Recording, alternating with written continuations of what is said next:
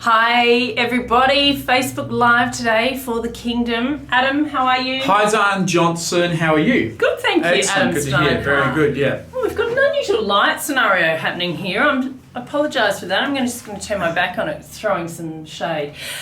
Today we're going to talk about HubSpot, automated sales and marketing software, how much it costs, and how much it actually costs if you're not doing it. Right.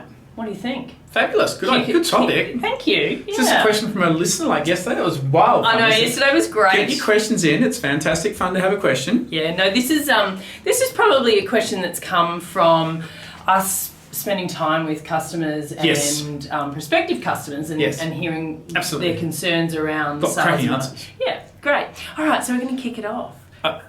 Go. Rant! So the first thing to consider is what exactly is automated sales marketing. Yeah. So when we talk about that category, it's going to be something you're going to hear a lot more of going forward. Now, when you go to the US, and hi to all our American visitors out there, when you go to the US, 9 out of 10 people have heard of automated sales and marketing software. They're either doing it, implementing it, they're evaluating it, or going to get it because it's huge. Now, automated sales and marketing software is to the sales and marketing industry that Oracle Financials and programs like SAP were to the accounting industries back in the 70s, 80s, and 90s. That sounds scintillating. You got me. Did I have you at SAP? Yeah, but they are huge accounting programs that revolutionised the whole pencil and ledger book. And so automated sales and marketing software is no different. It's actually the evolution of how to do sales and marketing. And so Zan, if you cast back to how we used to do it without automated sales and marketing, which many of you people in Australia are doing, I mean, when we do the conferences and the public speaking gigs, 1 out of 10 people actually say, yep, I heard of HubSpot, heard of Marketo, heard of Infusionsoft, etc. So at the moment, if you don't have those programs, then you're doing it by hand. Yeah. Which means you're building a website in a different platform to what you're doing email marketing, to what you're doing SEO, to keywords, to social and CRM and surveying. All these different apps are in different parts of the cloud and it all becomes very confusing. For example, 14 or 15 different passwords you need to have and logins. That alone is hard work. Trying to design a MailChimp template is very, very difficult and different from doing your website, different from doing your blog, and so all these different things. So when you talk about automated sales and marketing, we're talking about a category of software that brings all these features together and uses automation to make all the bits work better together. And so you're talking about Marketo, HubSpot, Infusionsoft, Pardot, just to name a few. Acton, there's quite a few in the category itself. The category's only been around for 10 to 13 or so years. In fact, HubSpot and Marketo are widely regarded as the two leading software partners in that space. Cool. Now, we of course are HubSpot partners, but we're going to try and be quite impartial today in talking about automated sales and marketing because it's going to make it easier for you to start understanding there is a category, it's a big category, it's a big thing, and moving towards 2020, all businesses in Australia and around the world are going to have to consider this stuff. So that's the opening stanzas on. Okay. Want to breathe? Yeah, take a breath. So should we think of it as a cost to our business or should we think of it as an investment? That's a good question. That wasn't even on the board. Fantastic. So in terms of a cost, the thing is that yes, the software costs money. It's complicated itself. You know, and for example, a HubSpot subscription will the subscription for a year will range between 4 and typically 15 to 20,000, but up to, in some cases with enterprise, 30 to 40,000. And the other software platforms are not that much different. So it's not unique to HubSpot, that price range. But one of the things that's really important about it is it would be very wrong to consider that to be a cost of doing business, okay? It's very much an investment in many, many things. And so I guess today's conversation is about what are you actually going to gain with this investment. And so when you look at these different things, when you look at the different things the investment will bring, you're talking about gains in productivity.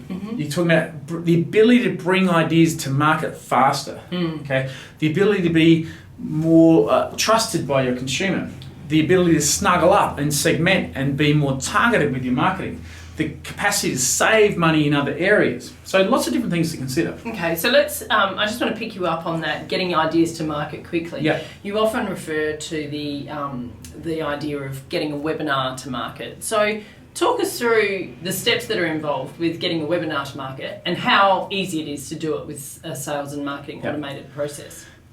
So if you are trying to get a webinar to market, well, first thing is you've got to know the power of webinars. Now, webinars are really, really powerful because they allow you to present to a group of people who are interested in what you're talking about and record it for further pass on to other people. Now, the thing is that webinars, to set them up, is quite difficult. You've got to do a few emails to get people involved. You've got to respond to those that are keen to sign up. You've got to respond to those that are still considering. Then you've got to remind and let them know of the time, set the webinar up itself with the software, and then discover who's been on the webinar. They get a different response to those that didn't show up, who get the recording. So a whole bunch of different stages. Now, if you don't have automated sales and marketing software, now we speak directly from experience here. If you don't have it, it's very hard to do that. It's a series of a huge amount of admin. It's a great deal of effort to make that happen. But if you do have automated, and so you end up not doing it, right? So you just don't do it. So that's the cost. That's one of the costs. Is that webinars are a great way to get business for certain industries, and if you don't do them, you don't get the business. Okay.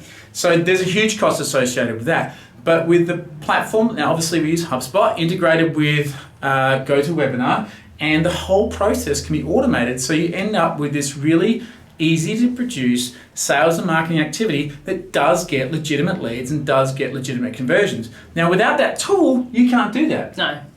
Excellent. Yeah. Very good. Let's talk about budgets. Budgets, yeah. Yeah. So do people need to have a budget? Well, one of the things we actually, as part of the understanding if this stuff is actually a good idea for your business, is to work out where are you currently spending your marketing dollars. And this is a question that tends to stump a lot of people. It's really easy to say, oh, we're spending this amount of money on radio, we're spending this amount of money on Facebook, but there's a whole bunch of areas where the expense is not necessarily tracked, and primarily in human resource, the amount of time it takes for things to actually occur. So if you were going to do that webinar, for example, by hand, if you didn't have software that makes it easier for you, you might spend 20 to 30 hours on that webinar. So you've got two costs to consider. One, are you willing to do it? And most people don't, so it never gets done. Or two, if you do it, 20 to 30 hours is very expensive in terms of HR time, okay? And often for lesser results. And so the question is, are those dollars actually going on your budget? And so a lot of people will say, oh, our sales and marketing budget is 30 grand worth of advertising costs, but they forget to add in all the stationery, the events, the time it takes, the negotiation phases, all this extra admin stuff. And often those budgets will skyrocket way over what they think it is. When they actually sit down. And so when you talk about the cost, let's say it's 20 grand for a HubSpot installation, that $20,000 seems like a lot if you're not calculating all the dollars in your budget. But when you take into account every single part of the operation that's involved with sales and marketing, it's often a lot less. Well, and what often happens with these cloud-based software programs that you're using to do all of the tasks, not HubSpot, but like your Hootsuite and your SurveyMonkey, as you increase your levels, they get more and more and more. So they're obviously attributing. And MailChimp's a classic, because MailChimp, the minute you try and segment your MailChimp database, so now segmentation in HubSpot is super powerful. And we've talked often about how powerful segmentation is with email because the global email out doesn't work like it used to in the old days. So segmentation is really important. Now, when you segment MailChimp, it duplicates that email address. So it duplicates the email count, and you're being billed on the email count. Yeah, okay.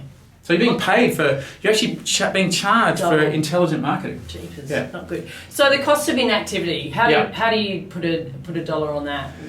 Well, are you in business is one thing because, of course, in this global tech revolution, there are plenty of businesses out there that can take you out like that with great software. Just ask the cab industry competing against Uber, and they're not doing a very good job, by the way.